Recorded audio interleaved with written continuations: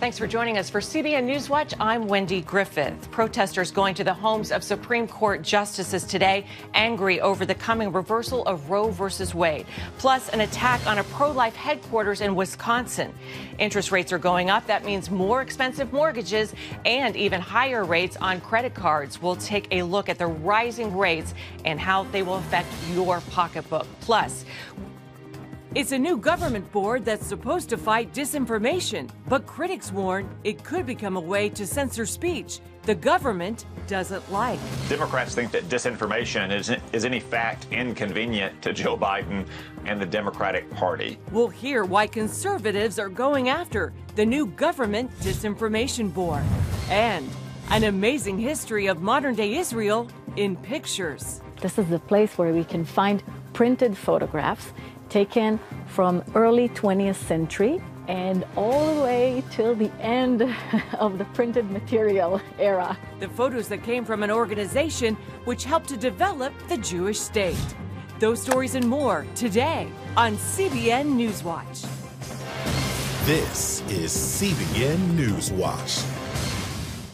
We begin with the protesters against the Supreme Court justices who are apparently ready to strike down Roe versus Wade. They're also taking on the pro-life movement.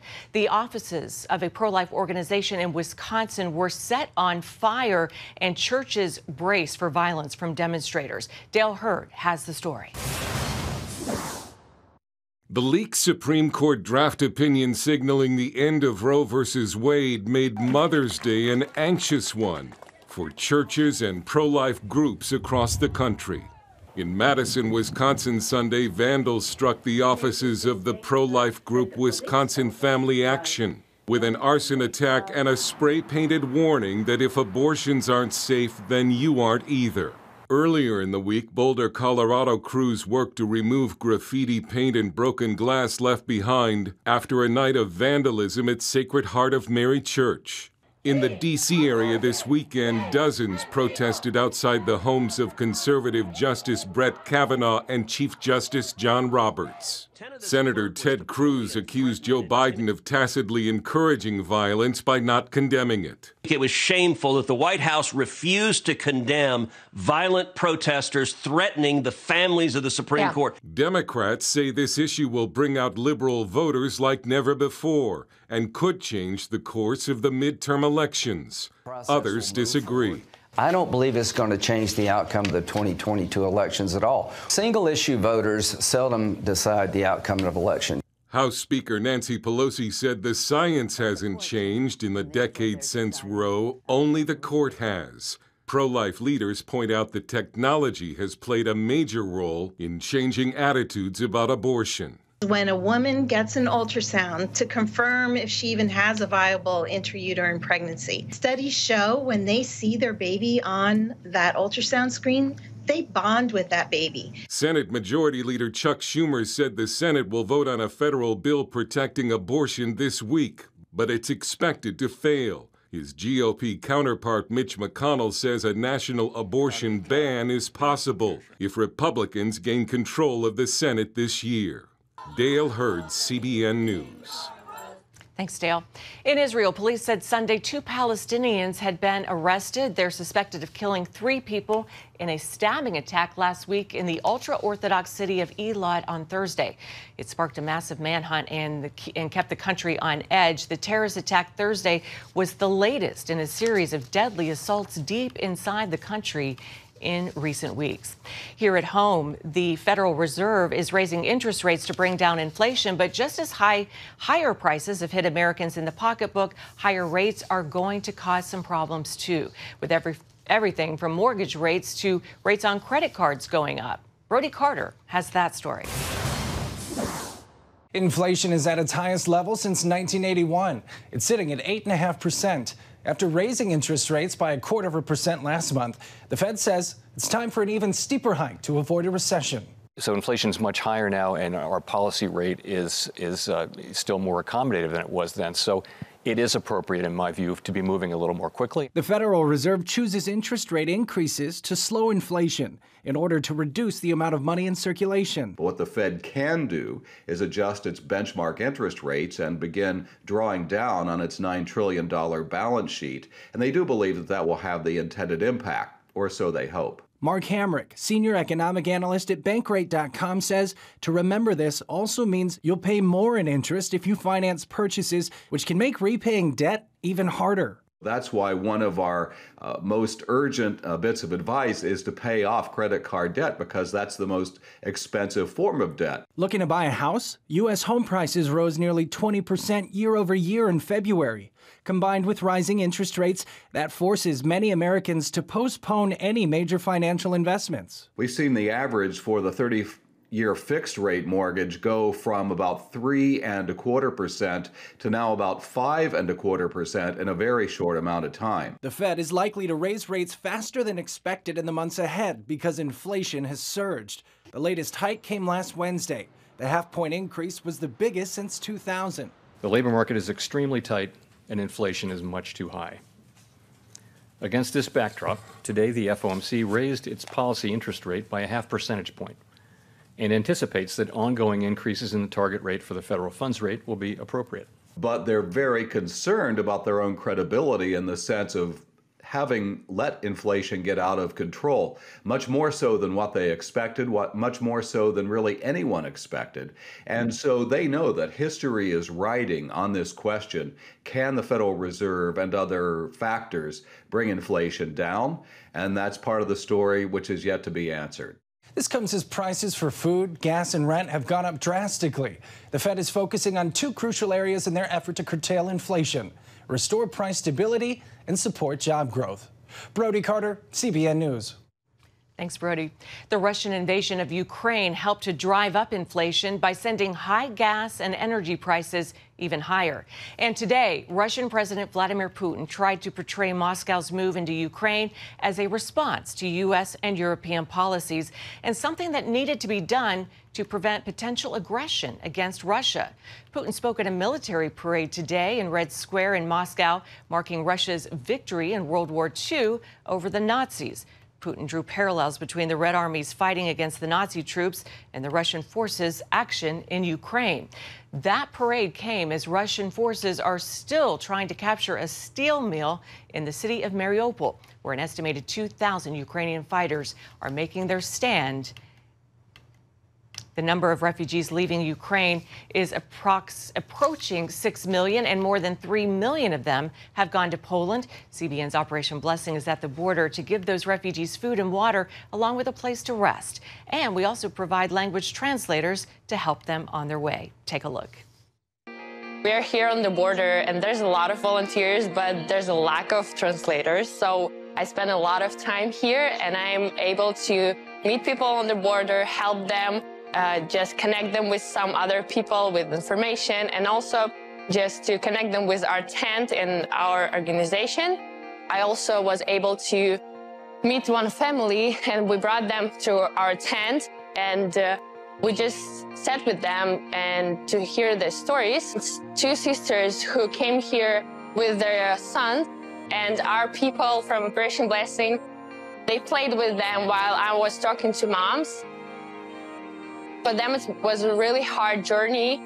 The city was bombed, and her mother-in-law house was bombed. It's just the house near to her house. And they were also hiding in a basement because it was very dangerous to stay outside. So every time when kids heard the sirens or the sounds of bombing, the mom was telling them to run to the basement. So for them, it was a really hard month. They just left, and they spent a day to come here to Poland. Their husbands stayed there, and they really, really worried, but they did everything to save their kids. Here in our Operation Blessing tent, we were able to give them some rest, give them tea, coffee, and now they're going to one city in Poland. We really hope that they will do great. Thank you for doing to make it possible to invite people here to hear these stories, and we're really grateful for your support.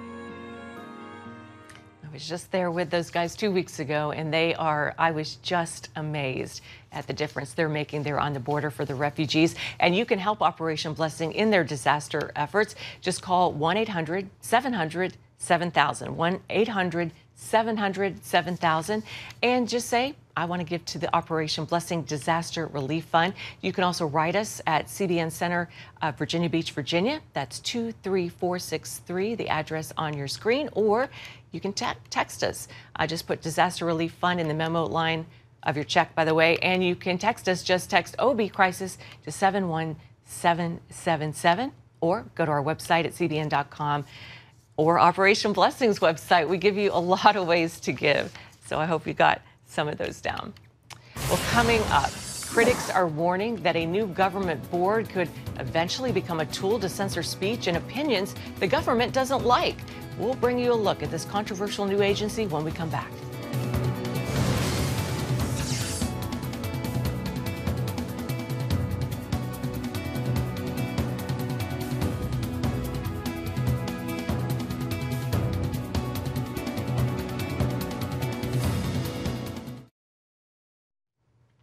It could become the truth police. That's what critics are calling the Biden administration's new board that's supposed to fight disinformation. Its supporters claim it will protect free speech, but many lawmakers and constitutional scholars warn that instead it could start censoring speech the government doesn't like. CBN's Tara Mergener takes a close look at the Disinformation Governance Board and the controversial person chosen to lead it.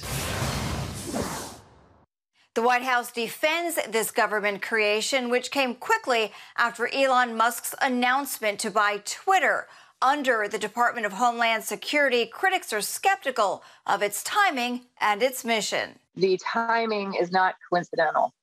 After Elon Musk pursuing the purchase of Twitter, many on the left are frightened that they are losing an avenue of censorship.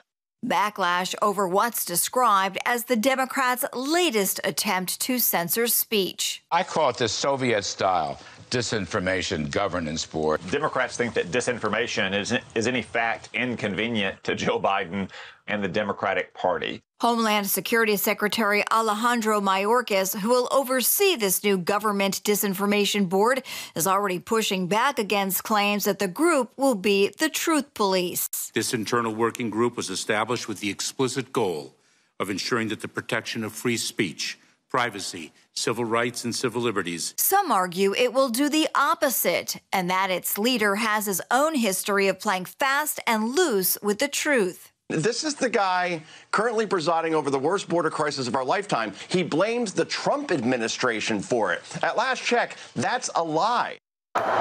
More than a dozen GOP senators are behind a bill to stop the board, calling its creation an abuse of power, while drawing comparison to George Orwell's Ministry of Truth, which pushed government propaganda in his classic novel about dictatorship, 1984. In defending the idea, the White House has been short on specifics, like who decides what's disinformation and what's not. I really haven't dug into this exactly. There has been a range of disinfo out there about a range of topics, including COVID, for example, and also elections and eligibility. Wednesday, Oklahoma Republican Senator James Lankford also questioned the purpose of the board and the controversial woman who's heading it up. We don't have a definition of what it is. We don't have boundaries of what it does. The FBI already does this. The State Department already does this. And the person you tap to lead the disinformation campaign has been outspoken on TikTok and Twitter with disinformation. It's how you hide a little lie. It's how you hide a little lie. The board's executive director is Nina Jankowicz, who posted this bizarre TikTok of herself singing about disinformation.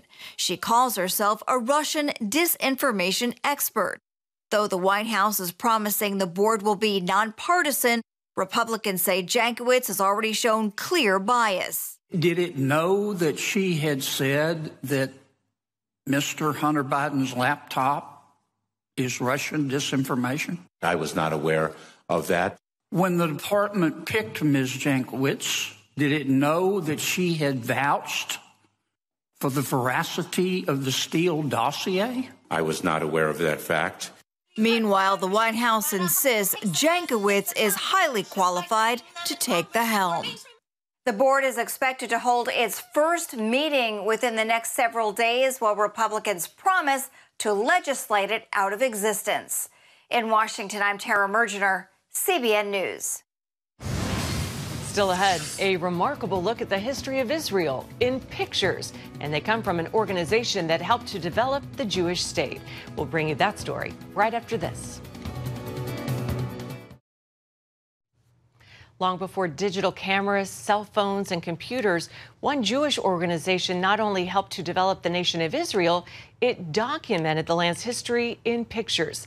CBN News Middle East correspondent Julie Stahl takes a look back at this special effort to chronicle the story of the Jewish state. This may look like a storage room full of old files, although in reality it's a treasure trove providing a pictorial history of Israel. We're at the heart of the archive, at the photo archive.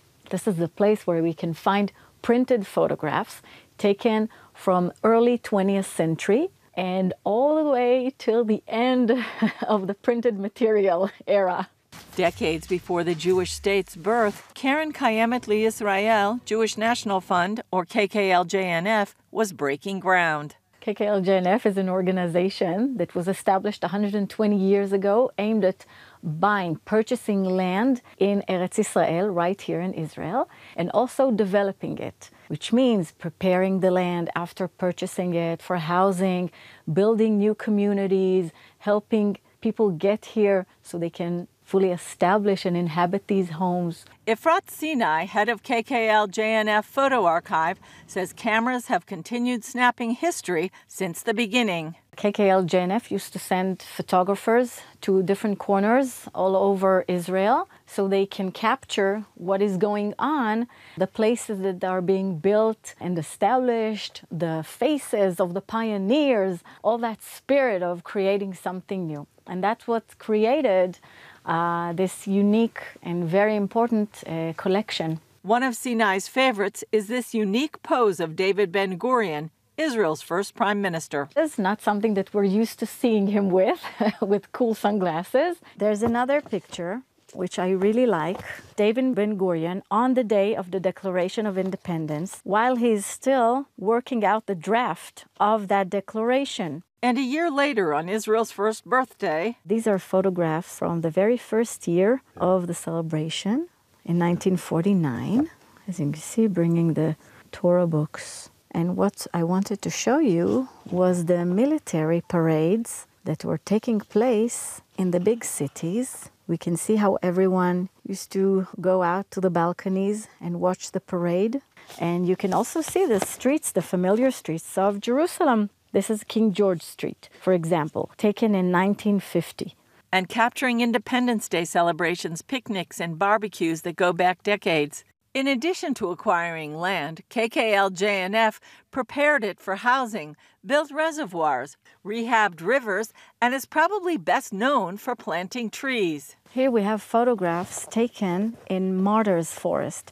This is a forest that was planted in the early 1950s. It has 6 million trees planted in to commemorate the 6 million Jews who perished in the Holocaust. According to Sinai, it's estimated there were around 14,000 trees here when the Ottoman Turkish Empire ended more than 100 years ago. Starting 1908, we started trying to plant trees here. And nowadays we're talking about over 240 million trees planted all over Israel. There's also historic Jerusalem, overlooking the city from the Mount of Olives, the distribution of pasteurized milk to babies, the railway station from 1927, and the Western Wall in 1941, as well as photographs of Tiberias on the Sea of Galilee. Pioneers building agricultural communities called kibbutzim and moshavim, and glass plate negatives used before the gelatin kind. So this was taken in 1924, and this is Tel Aviv. You can see the sand. So it really is a city that rose from the sands. Throughout each year, KKL-JNF shares its historic highlights at exhibitions like this one in Jerusalem. We're displaying photographs 2.5 meters wide, historical photographs of Jerusalem that were colorized. The KKLJNF says many times when we look at black and white photos, we tend to think the past was lived without color. But what they've done in this exhibit, they've used an innovative colorization technology along with research into the fashion and culture of the time to put color in the photos and breathe new life into history. An exhibition also took place recently at the International Expo in Dubai. Many of the photos are now digitized, and the archive can be viewed online in Hebrew and soon will be available in English. It currently has more than 1 million photos, and like the State of Israel itself, is still growing. Julie Stahl, CBN News, Jerusalem. Fascinating. Thanks, Julie. Well, coming up, a Hollywood actor talks about the importance of reading the Bible every day and teaching his kids about Jesus. We'll hear what he has to say when we come back. Stay tuned. Hollywood actor Chad Michael Murray says he reads the Bible and devotionals every morning. Murray, who's known for appearing in the TV show One Tree Hill, told Fox News, quote, "I get up every day, I put that spiritual armor on, read the Bible and do some devotionals, and then get ready to go to work." He added he has turned down roles due to his Christian beliefs. Murray also spoke about his Christian faith in a previous interview, telling Fox in 2020 that he, his wife, and their 2 young children read the Bible each day and attend church. He says, "We teach the kids about Jesus and who Jesus was and the story, and we do church on Sundays." He says it was important to teach his kids about a good moral, or give them rather, a good moral compass, and that, quote, "having the fear of God is vital." Great advice for all of us as we start this new week. Well, that's going to do it for this edition of CBN Newswatch. Remember, you can find more of our news programs on the CBN News channel anytime or online with cbnnews.com. Also, tell us what you think about the stories you've seen today. You can email us at cbn@newswatch@cbn.com, or you can talk to us on Facebook, Twitter, and Instagram. Have a great day.